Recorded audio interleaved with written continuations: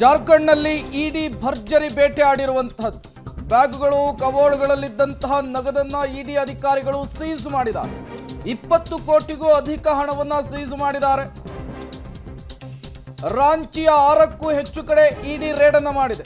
20 ರಿಂದ 30 ಕೋಟಿ hard cash ಇರಬಹುದು ಅಂತೇಳಿ ಅಂದಾಜಿಸಲಾಗ್ತಾ ಇದೆ. ಮೇ 13 ಜೂನ್ 1ರಂದು ಜಾರ್ಖಂಡ್ನಲ್ಲಿ ಚುನಾವಣೆಯ ಹೊಸ್ತಿಲಲ್ಲಿಯೇ ಇಡಿ ಅತಿ ದೊಡ್ಡ ಬೇಟೆಯನ್ನಾಡಿರುವಂಥದ್ದು. ನೀವು ಕೂಡ ವಿಜುವಲ್ಸ್ ಅನ್ನು ಗಮನಿಸ್ತಾ ಇದ್ದೀರಿ. 20 ರಿಂದ 30 ಕೋಟಿ ನಗದು ಹಣವನ್ನು ಸೀಸ್ ಮಾಡಲಾಗಿದೆ. ಹಣ ಎಣಿಕೆಯ ಕಾರ್ಯ ಆಗ್ತಾ ಇದೆ. ರಾಶಿ ದುಡ್ಡನ್ನು ಗುಡ್ಡೆ ಹಾಕಲಾಗಿದೆ. ಜಾರ್ಖಂಡ್ನಲ್ಲಿ ಸಚಿವರ ಆಪ್ತದ ಮನೆಯಲ್ಲಿ ಬಂಡಲ್ ಗಟ್ಟಲೆ ನೋಟನ್ನು ಇಡಿ ಅಧಿಕಾರಿಗಳು ಸೀಸ್ ಮಾಡಿದ್ದಾರೆ.